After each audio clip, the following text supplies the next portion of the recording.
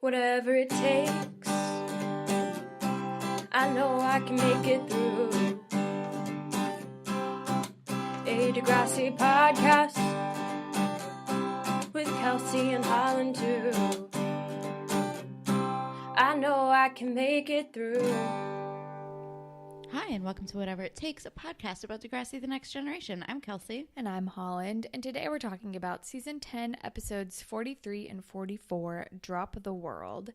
And Kelsey, will you please read us the YouTube summary? Eli wants Claire to come to Bloomington with him and his folks for a goth fiction convention. Jenna is upset that Casey isn't taking the impending birth as seriously as she thinks he should. Holly J tries to get a handle on her real feelings about her relationship with Sav. Yeah, sure. It's lots of setup. Pretty much. Well, that is like the summary for the first step. That's very true. The episode is called Drop the World, which is a 2010 song by Lil Wayne featuring Eminem. We listened to it before, and I do not remember the song in the slightest. Me neither.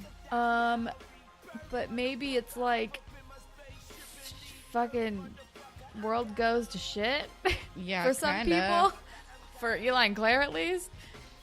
And maybe a little bit Sav. Pretty much. I don't know. Sure. It's a dramatic title for a dramatic episode. So dramatic. Eli was published in Gothic Tales. Yeah, it's his Stalker Angel story. Yep. And he credited Claire as his editor, I guess. I think he credited Claire as his co-writer. Oh, really? It was by remember. Claire Edwards and Eli. What's his last name? Goldsworthy. Sure. He's like, we're a team. And he is being a lot. He is very manic right now. And he's like, my dark instinct coupled with your flair for romance, we're perfect. And I was like, oh my God. And Claire is still very freaked out, and she's very visibly, she's just because this is the same story in which he kills his lover in the end, and it's creepy as fuck. Yep. And then Allie comes by, and Claire's like, Allie, please come talk to me. Let's go dress shopping. And Allie's like, what? I mean, I guess so. And he's kind of shitting on the dance. Yeah, he goes balloons and banal top 40, which is so pretentious, but also me in high school. So but everybody wants to go to a dance with their boyfriend. Do they? Although maybe not their manic boyfriends. Do they? But Claire is mad at Eli, and she's like, well, if you don't want to go, I'm gonna go alone. Well, Claire wants to go to the dance, so we shouldn't be all shitty about it. He should not. Also, apparently Eli is older than Claire, which is a thing that I never noticed before, but probably should have. He's always wearing a red polo. I know. I always forget. I know. I forgot that he's he's dressed like he works at Target. But he's only a year older than her. So is creative writing an elective then? Because it doesn't make sense that he'd be in her English class. Because he shouldn't be in maybe she's up a grade. Oh, yeah. That makes sense. Yeah. I don't know. It's one of those. Who knows? But it could be one of those elective-y. Because I definitely took some electives where the grades were mixed in high school. Yeah. Or it could be because I think I took AP psychology, and that was mostly juniors and seniors and a few sophomores. I think when I was a sophomore. I feel like it's an elective-y type of thing. Yeah, definitely. It's probably in the same vein as an art class. Any grade can take that. Yeah. And then Holly J and Sav are playing Boggle. Yeah. And what they find in their Boggle is very telling. Holly J's just unhappy, bad, no. And Sav is kiss. And they're let's just keep playing Boggle. Because he's do you want to go make out or go somewhere or do something? And she's nah, Boggle's cool. She's I still don't feel great. It's okay, Holly J is not feeling Sav anymore. Nope. And Eli is spiraling. He is manic and talking to Adam, and Adam is trying to tell him to relax. He's Claire's being weird. I don't know what to do. Blah. And Adam's calm down. You guys are fine. Maybe ease up. It's okay. And Eli is not okay. But then we're the Holly J. Oh, also he's I'm gonna make a plan, and Adam's your plans always make things more complicated. Yeah. Adam is the best friend, but nobody will listen to him. And I can relate to that. Like in my high school experience. But Holly J is making a pro and con list now about Sav, and Fiona and Anya come in and are like, what are you doing? This is never a good sign. The only thing in the con side is not feeling it. And which is enough, I would say. Probably the biggest thing. And someone brings up, like, have you said the L word? And she's like, lesbian, which is a Scott Pilgrim joke. Yes, it is. And I love that movie. They're like, okay, no, you need to break up with him. And I also want to say, I love the new, like, Fiona-Anya friendship.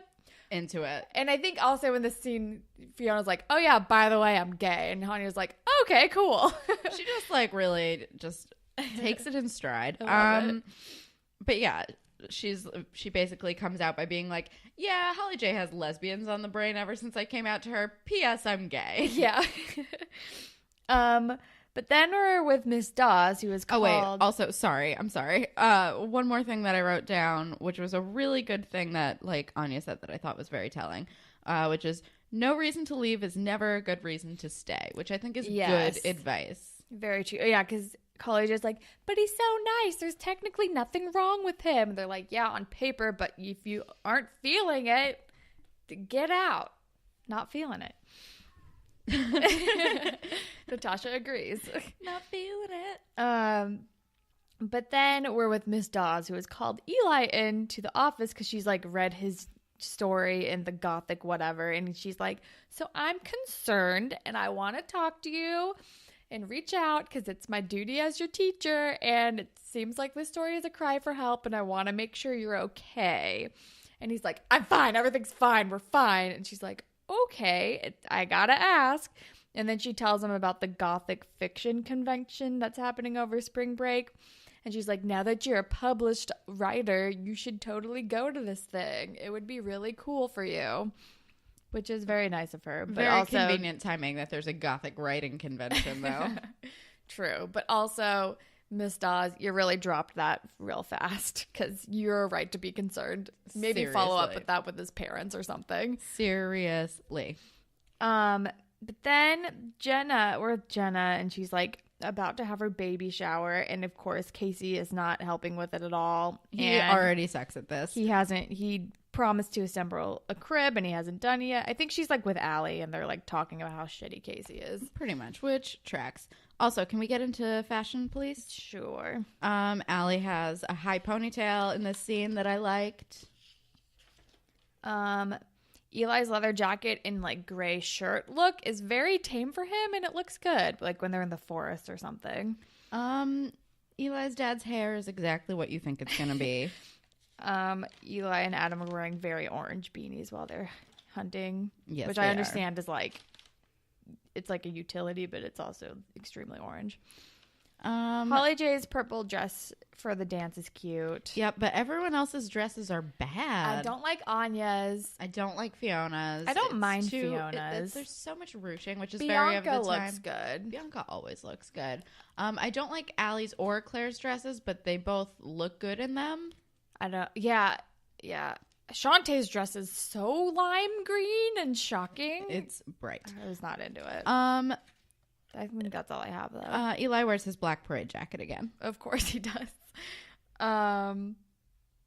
Anything else?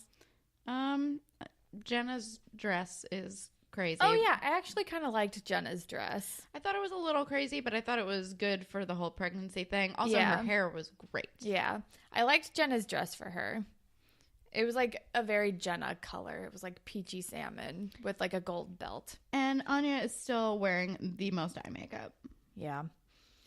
But then, okay, so then Eli and his dad go to Claire's house to talk to her mom about letting her go to the convention before that. Yes. He's even talked to Claire about it. Oh, wait, sorry. One more Jenna thing. The baby kicks and she's like, oh God, there's a real person in there. And I think that's when she realizes Casey needs to step his fucking game up. Yeah. But then like Eli and his dad is like helping him out and doing him a solid and being like, hey, I'm taking them to this convention. It's going to be like lots of parental supervision. And Claire's mom is hesitant because Eli's parents are Eli's parents. Yeah. And that's fair. And her mom surprisingly agrees. But she's like, well, it's really up to Claire. So, yeah. And then... But, like, how do you say no to that? Yeah. And then Casey is fucking playing basketball because Jenna told him, like, once you build the crib, you can go play basketball. And guess what? He didn't fucking build the crib, and he went and played basketball anyway. And he, like, super lashes out to her. She shows up at the court and is like, hey, why didn't you do the crib? I told you, like, you said you would do this before you came here. And he's like, you told me to come here. And she's like, yeah, but... And they get into his fight, and then he gets real angry, and he's like, you told me to play basketball! And it's, ugh. It's dumb. For once Fucking in my hate life, Casey. I'm Team Jenna. Yeah. Well, I was Team Jenna when Casey was being shitty, like, initially with this pregnancy, too. That's true. But Jenna always annoys me enough that I can't be Team anybody. But this time I'm like, no, Casey, don't be a dick. True. And he just has so many anger issues. It's insane. Seriously. And then we're with Sav and Holly J, and Sav's, like, doing his college app or something, and Holly J's like, why do you like me? And he's like, because you don't ask me questions like, why do you like me? And he's like, but you're awesome and sweet and da da da. And she's like, okay, great, good to know. And like, later days, chickens out about probably breaking up with them in this moment. And then Claire and Eli are like sitting on his car in the woods. I guess they're like in the ravine by like that abandoned building. And Claire's talking about shopping with Allie and how Allie's never met a pink she doesn't like. And then like a song that she likes comes on the radio, and she jumps out and she starts dancing. And she's like, I love this song. And then does he say something shitty to her? Yes. I don't remember what he says. Me neither. Something about the song. And then he's saying something, and she's like kind of freaking out a little. Oh, he's talking to her like, about Bloomfield. Oh yeah, he's like, guess what? Like, I asked your mom and you can come to this convention with me over spring break. And she's like, why didn't you ask me about this? I don't like the fact that you went behind my back and talked to my mom about it. And then they get into like a big fight. And then the next scene, Eli's... Oh, and then she like agrees to go. Oh yeah, she's like, fine, if it makes you happy. And he's like, you don't seem that excited. And she's like, I'm going. What more do you want from me? Yeah, right. Which like, yikes, Claire. Great. Claire is getting fed up with him. But then the next scene, Eli's dad is making Eli and Adam hunt for his birthday dinner or whatever. And this is when they're wearing those orange beanies. Yep. And then Eli's like, I just need to surprise her or something. I don't know. And Adam's like, yeah, maybe. Or actually, he's like, I don't get why she didn't like my surprise. And Adam's like, surprises with you have not been great in the past. You don't have a great track record for surprises because your surprises have been like hoarding and dead ex-girlfriend. And maybe don't go that route with Claire because it's been kind of bad in the past. Seriously. And then we're with Claire and Allie has read the story and is like, what the fuck, Claire? You need to get out of this. This story's creepy as hell. And Claire's like, you don't know him like I do. Like, he's really sweet. And she's like, yeah, he's real sweet and stable who, like, tricks people into getting arrested and drinking Ipecac syrup or whatever. And Seriously. Claire's like, you don't understand, though. But Allie's making all of the points. And then Claire's talking about the dead girlfriend thing. And she's like, oh, she died a year ago. Oh, for spring break. It's that like, explains everything. It's like, oh, yeah, anniversaries are tough. Got it. Which, like, maybe explains his behavior a tiny bit, but there's still, like, probably so much he's not addressing. Seriously. But then we're with Holly J and Anya again, and they're like, you need to break up with him. And then I think Anya's like, Sav's the easiest guy to break up with. I've done it like 6 times. She does. It's amazing. Because Holly J was like, it was so hard. I couldn't do it. And she's like, really? I've done it a lot of times. It's not that hard. And she's like, I don't know if I could do that to him. And it's kind of like a weird burn on Anya. Yeah. But like, also Anya's like, just get caught making out with him or tell his parents. Because trust me, Sav will never stand up for you. True. And then she's like, I couldn't do that. And Anya's like, well, whatever, bye. I've done all I can in this situation. Yeah. And then Jenna goes up to Casey and like brings him something and is like, I'm sorry. And I'm like, why are you apologizing to him? He's the one being shitty. And he's like, I just need to be better, la la la. I'm a dad now. This is my life. And I'm like, do you really know that, Casey?